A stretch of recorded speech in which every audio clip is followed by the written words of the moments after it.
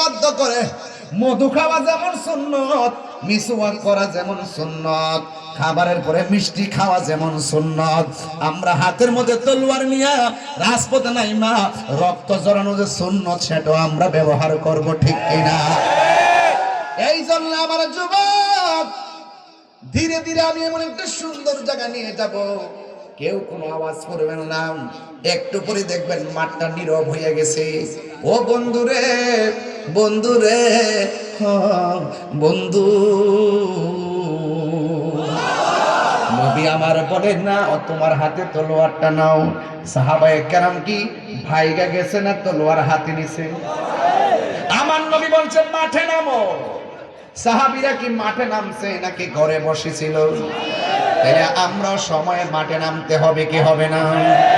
এই জন্য আমার যুবক ভাইরা, সাহাবায়ে কেরাম যেমনে মাঠে নেমে গেছে, আরে বাবা আমার নবী কি কইছে জানেননি? আমার নবী বলছে, সাহাবীরা রে, তোমরা আমার দেইকা দেইকা নামাজ পড়তেছো, তোমরা আমার দেইকা দেইকা ইফতার করতেছো, তোমরা আমার দেইকা দেইকা রোজা রাখতেছো, তোমরা আমার দেইকা দেইকা জিহাদ করতেছো, কিন্তু এমন একটা সময় আসবে আমার উম্মত আমার দেখতে পারবে না, আমার পিছনে নামাজ পড়তে পারবে না, আমার সঙ্গে ইফতার করতে পারবে না, আমার সঙ্গে জিহাদ করতে পারবে না। কিন্তু তাদের অবস্থাটা কেমন হবে জানোনি? এদের মর্যাদা আমার আল্লাহ হাশরের মাঠে অনেক বাড়াইয়া দিব, কারণ তারা আমার নামটা শুই নাই পাগল হয়ে যাবে।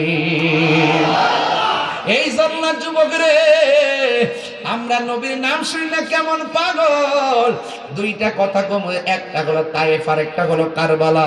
যদি কারবালাটা এই মুহূর্তে হইতো, গত কয়েকদিন আগে গাজার মধ্যে ইসরায়েলের বাচ্চারা আক্রমণ করছে, আমার তৌফিক যতটুকু আছে আমি ততটুকু কিছু টাকা পয়সার খাবার পাঠাইছি গাজাতে, ফিলিস্তিনে আমি খাবার পাঠাইছি। আরে বাবা এই মুহূর্তে আমি যদি ফিলিস্তিনে খাবার পাঠাইয়া থাকি, মাইক দিয়ে বলতেছি, এটা রেকর্ড হচ্ছে, আমি টাকা পাঠাইছি, বাজার কিনা সেখানে দেওয়াইছি। আমার তো মনে হয় যদি এই মুহূর্তে কারবালা হইতো, আর এই যদি মুসলমানরা পানি বন্ধ করছিল, দৌলতপুরের মানুষ বাড়িঘর বেচা ফুরাতের প্রান্তরে পানি নিয়ে হাজির হয়ে যেত।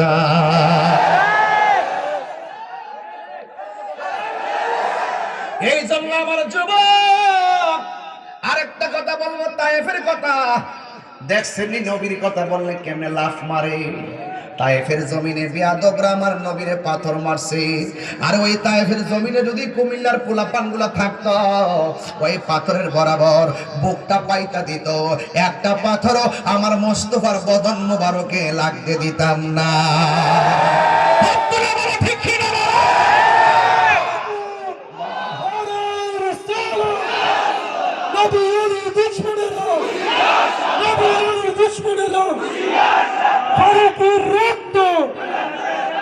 আল্লামা ফারুকের রক্ত, আল্লামা রশিদের রক্ত, আল্লামা তাইরুল হুজুর। এই জন্য আমার যুবক ভাইরা, সাহাবায়ে কেরাম, আমার নবী বলছেন তলোয়ারটা তোমার কাছে লাও। সুবহানাল্লাহ না? এরপরে ইয়া রাসূলুল্লাহ নবী গো, এরপরে তলোয়ারটা কার কাছে থাকবে? আমার নবী সাহাবীর নাম বলে দিলেন। এরপরে কার কাছে থাকবে? আমার নবী নাম বলে দিলেন। যখন যুদ্ধের মাঠে গেছে, আমার নবী যেমনে সিরিয়াল করছে ঠিক এমন ভাবে শহীদ হয়েছে। সুবহানাল্লাহ জোরে কন্যা গেলে গান। তার মানে প্রমাণ হয়ে গেছে আমার নবী হলো গায়েবের খবর দেনেওয়ালা, ঠিক কিনা রে বাবা? আমার নবীর সাহাবী আব্দুল্লাহ ইবনে রাওয়াহা হাতের মধ্যে তলোয়ারটা লইয়া যুদ্ধের ময়দানে যখন চলে গেছে, আপনারা জবান খুললা কোন, আব্দুল্লাহ ইবনে রাওয়াহার গায়ের মধ্যে কি গায়ের জোর না বেলায়েতের জোর? বেলায়েতের জোর এখনো আছে না নাই? বেলায়েতের জোর কারে কয়?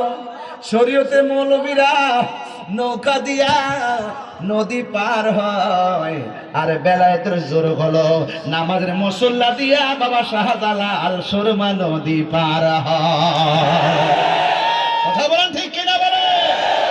ওই শাহপরানের মাজার ভাঙতে গেছলাম, যেদিন থেকে মাজারে আক্রমণ শুরু করছো আমি সেদিন দিকে লেখা দিয়েছি 3 বেলা ভাত খাইতে পারবা, মনে শান্তি পাইতা না। শান্তি দেওয়ার মালিক কেডা? ভাত খাইতেছি ঠিক হয় 3 বেলা, পদ পদবি সব আছে, মনে শান্তি নাই। দিনে ভয় রাত্রে ভয়, কি জানে হয়। কথা বলেন ঠিক না বেঠে? কি মায়া লাগাইলা মাদিনায় আমাকে।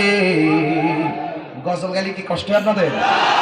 কি মায়া লাগাইলা মাদিনায় আমাকে, অন্তরে মোর আহাজারি, হৃদয়ে মোর আহাজারি, তুমি মাদিনার সুখে।